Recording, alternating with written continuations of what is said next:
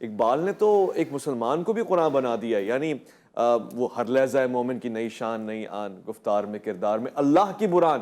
یہ راز کسی کو معلوم نہیں کہ مومن قاری نظر آتا ہے، حقیقت میں ہے قرآن. یہ کیا ماجرا ہے؟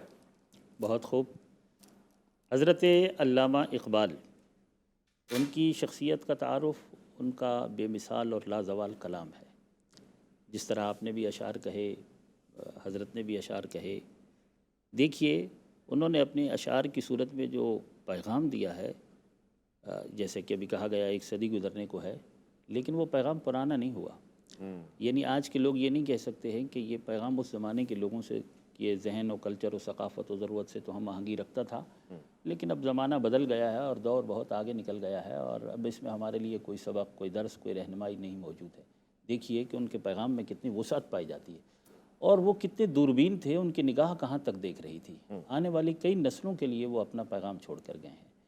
یعنی کہ یہ مطابقت ہے ان کے اس کلام کی کلام الہی کے ساتھ. ویسے اللہ کے ساتھ تو کسی کی بھی تشبیہ نہیں دی جا سکتی. خداوند عالم کا جو کلام ہے وہ تو معجزہ ہے، پیغمبر گرامی کی نبوت اور رسالت کا، اور وہ ایک مکمل نصاب ہے حیات انسانی کے لیے.